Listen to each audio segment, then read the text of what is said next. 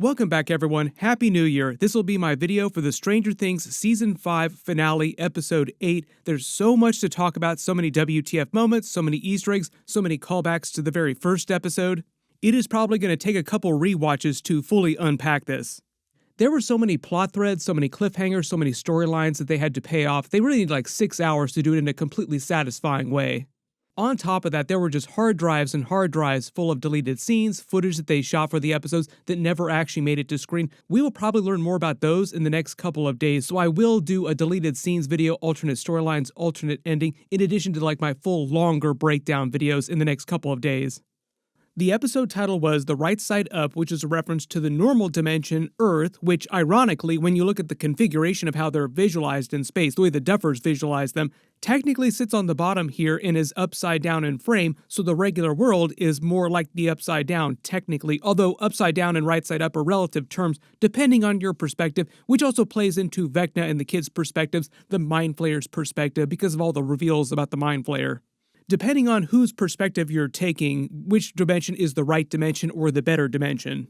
But getting to the real big stuff, like biggest questions that were answered, what was really going on with the Mind Flayer this whole time, I feel like they confirmed most of our biggest theories. I talked about this in my previous videos too, how the Mind Flayer was really pulling the strings on this the whole time, and how he'd been manipulating Vecna ever since young Henry Creel got trapped in the caves when he was a little boy. Basically confirming that you did have to watch the Stranger Things Foreshadow stage play in order to get critical backstory. Probably going to go down as one of the biggest criticisms of Season 5 is that you did have to watch a stage play that was only available in a couple parts of the world, meaning that most people did not see that stage play. But at least they did give us the Cliff Notes version of the reveals, why he moved to Hawkins in the first place, like what happened, what was in the briefcase, all the troubles he had during the events of the stage play, all the terrible things that he does over the years when he was a little boy. All now confirmed to be because he was under the influence of the Mind Flayer, and also because of what Dr. Brenner did abusing him at the same time. So he was being attacked from both sides, so no wonder why he turned out so crazy. Also confirmed that it was the Mind Flayer that gave him powers when it entered his body, like the black smoke of the Mind Flayer, its organic material entered his body, which is also why you see it leaving the kids when they're detached from the tubes. So even though we saw a physical body, like to make a Star Wars reference, a Death Star that was the Mind Flayer, like the Mind Flayer is the Death Star of this series. Its actual natural state is just that cloud-like structure you see, and that's how it takes over people. It just enters their body like this cloud-like substance. Basically, Mind Flayer particles inside everything. They confirmed the Mind Flayer had been gaslighting him this whole time, making him even more afraid to re-enter the caves in his memories so that he would never remember the truth of what really happened. Will doesn't exactly give him a mind space therapy session, but he does talk to him inside his mind, and Henry Creel does overcome his fears to actually step inside the cave. I love the way they revealed it too, basically through his perspective, because he's finally remembering things. Even though you could make a lot of Star Wars Return of the Jedi comps here, he doesn't go full Darth Vader to Anakin Skywalker. There is no actual redemption here. He's done too many awful things, killed too many people, messed with too many people, abused too many people. But it really is a Darth Vader Emperor situation, and the Mind Flayer is the Emperor this whole time. Also love the confirmation that the Flesh Castle is the real physical body of the Mind Flayer. We all thought, I think we assumed that when we saw it for the first time, like, oh, it's the Dark Crystal Castle. That is probably the body of the Mind Flayer because it looks like an upside down version of the Mind Flayer, which basically just climbs out of the earth and turns into a giant spider, which is also meant to be a callback to all the drawings. This is why young Henry Creel started drawing all the spiders and became obsessed with spiders. So the idea is that the young Henry Creel is still fundamentally a good boy inside the Vecna character here, but he's being perverted, manipulated by the Mind Flayer this whole time to do all these terrible things. Now when you go back and you rewatch Season 4 flashbacks with him inside Brenner's program and Brenner doing all these things, all the added context sort of changes things and makes it way more dynamic. The whole idea here is that the Mind Flayer's true goal this whole time was to absorb the normal dimension, take it over, and consume everything the same way they imply that it did with the Abyss dimension, which is what the scientist was trying to tell young Henry Creel. Don't let it in, otherwise it will consume everything like it consumed everything inside the Abyss, which is why it looks like a dead dimension, basically. This is kind of its thing, like it's a multiverse type of villain where it just slowly absorbs other dimensions, one dimension at a time, consumes everything, then moves on to the next dimension. Predictably, the only real main death that we wind up getting in the episode, if it wasn't clear, is Kali, killed by the military trying to save Eleven. So she did die a good noble death. The bigger surprise, though, is that she did not betray the group, and she also wants to help Eleven by casting that one final illusion to allow Eleven to live a normal life inside the normal dimension without having to die herself. There are probably a lot of you watching this that also predicted this, that she would cast an illusion just to make the group think that Eleven sacrificed herself so that nobody would be looking for her after this. Like everybody, even the military, thinks that she's dead, meaning that she can now just live her life in this Nordic town. It seems like she's in the far north at the end of the series. Probably the bigger question with that is, will she ever try to contact the rest of the group? Will she ever try to contact Mike again at some point? You remember the Duffers said that they were doing a live-action spin-off series with a different group of characters at some point, so we will see how they try to invoke what happened during the main series, like how they tie it. Because even though they tell you what happened to all the different characters and what they're doing going forward in their lives, a lot of those didn't feel like direct teasers for spin-offs because the Duffers said that the characters would be completely different and it'd be set outside Hawkins. 11 does get her Luke Skywalker versus Darth Vader battle inside their version of a Death Star, the body of the Mind Flayer itself.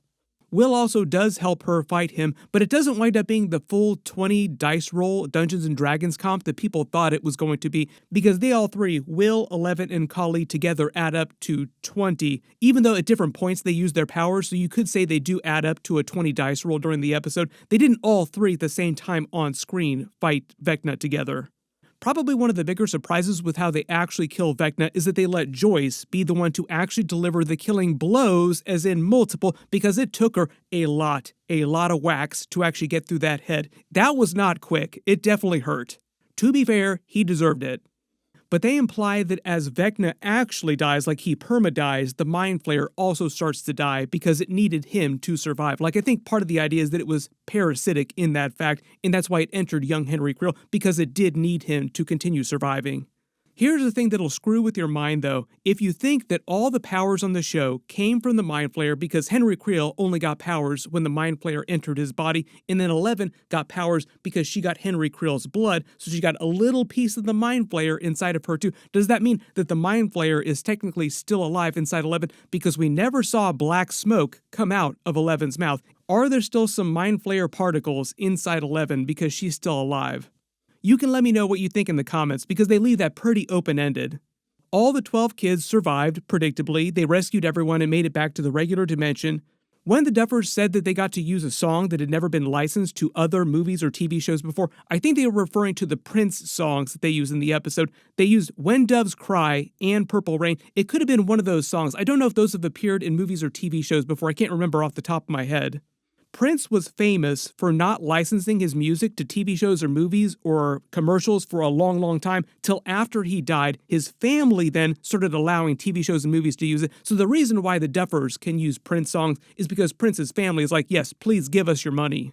When everybody makes it back through the portal to the normal dimension and the military tries to capture them, Kali helps 11 with her illusion to make it seem like she stayed behind in the Upside Down, and when the exotic matter detonates, collapsing the bridge, makes it seem like she dies. But even if you didn't skip ahead to the ending to see that she did survive, when the frame goes to black, you hear a heartbeat briefly. I don't think they would have shown that heartbeat if they didn't want to telecast that they were going to reveal she was still alive. Like, there wouldn't be a heartbeat if she weren't still out there somewhere.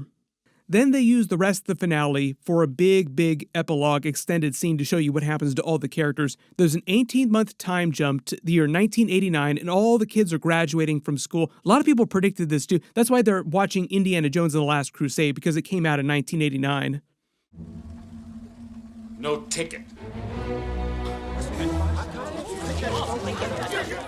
They remind you that the only real big characters who actually die are Vecna and Kali, although they think that 11 died until Mike reveals the truth at the end of the episode. Like, oh, by the way, she didn't die.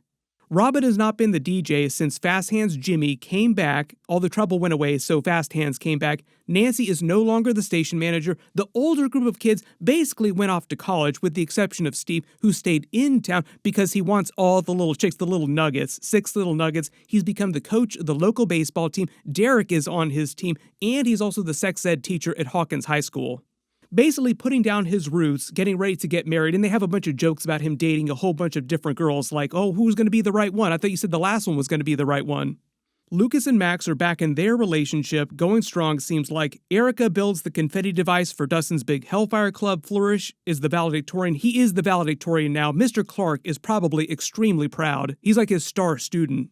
Hopper helps Mike deal with the trauma of losing Eleven, although you remember, Mike now knows that Eleven survived, so he's probably just upset that he can't be with her, even though he knows that she's still alive. But the way they played this scene, it seems like he thinks that she's dead. I think the way they filmed this is they just wanted to keep up the lie for a couple more minutes until they make the full reveal, so that the audience, like us watching it, still thinks that Eleven might be dead. When Hopper and Mike talk about the someplace far away with the 3 waterfalls that Mike talked to Eleven about in the previous block of episodes, Eleven basically goes to that place at the end of the episode. Like, they imply that she's found a place that looks like that in the far north. It seems like a Nordic town. Derek and Holly seem like they're best friends now. Derek is also part of Holly's Dungeons & Dragons group. We'll get there in a second. Karen also displaying her scars from the Demogorgon with pride. She's not hiding them, like she's made peace with herself. Probably not as much of a wino now anymore. Ted is totally fine. People were wondering about him, like, what happened to him? The show just forgot about him during Volume 2. But, he was fine. They just didn't have time to deal with what was happening to him at the hospital when this was all going down. Jonathan videotapes their graduation because he's in college studying to become a filmmaker. Dustin's graduation speech as valedictorian heavily references Dungeons & Dragons tropes, calling back to Eddie and a big flourish with the Hellfire Club to give Eddie another big shout out to, wearing a new Hellfire Club style t-shirt, which I'm sure Netflix will sell as merch in real life that you can buy. His whole speech likens their adventures and friends and enemies like Vecna to chaotic good, chaotic bad alignments. The speech is all about trying to put a positive spin on the chaos of the series and how it forced everyone to evolve as people, made them stronger, and through the changes, they're all better people because of what they went through. Basically saying, weren't the real Stranger Things all the friends we made along the way? When everybody starts cheering and Mike seems like he detects the same kind of feedback through the speakers that reminds him of the sound of the military's devices that blocked Eleven's powers, it seems like it's a sign of Eleven also being there in spirit, and because now we know she's still alive in the normal dimension, she might actually secretly be using her powers to sort of be there in spirit and in mind, so to speak, like she's in a tub somewhere, like she's on the other side of the world inside a tub, visiting them in her mind space so that she can be there with them while this is happening without her body actually being there. There's a real quick moment where it seems like Dustin might finally find himself a potential girlfriend, but Mike convinces them, instead of going to her party, to all play Dungeons & Dragons again as a callback to the very first scene of episode 1 of season 1, like all the way back to the beginning. We're so screwed if it's the Demogorgon. It's not the Demogorgon. Steve, Nancy, Jonathan, and Robin talk about their lives now and all the different colleges that they're going to and how they're all going to get back together. Like, the group is still together, this group, because they're going to work on Jonathan's film together now. So, like, the group is staying together going forward. They're actually still working together and they're still good friends. It's kind of the same vibe with the younger kids, too. Like, even though they're all going to different places now in their lives, different colleges, the group is still kind of together. Nancy also surprisingly, maybe not surprisingly, reveals she dropped out of her college, Emerson, where she was going, and got a job at the Herald newspaper and is trying to be a real reporter. Hopper and Joyce finally get engaged. He proposes to her. They've been going out since the beginning of season 5. The only difference now is they've been living together for a while, and now they're officially getting married. Hopper also has a bunch of Easter eggs that he references too. When he implies they should move somewhere nicer outside of Hawkins, like near a beach, and talks about going to Montauk, Montauk is actually the name of the original pitch that the Duffers gave to Netflix when they made the Stranger Things series. Like, it is the original idea for Stranger Things.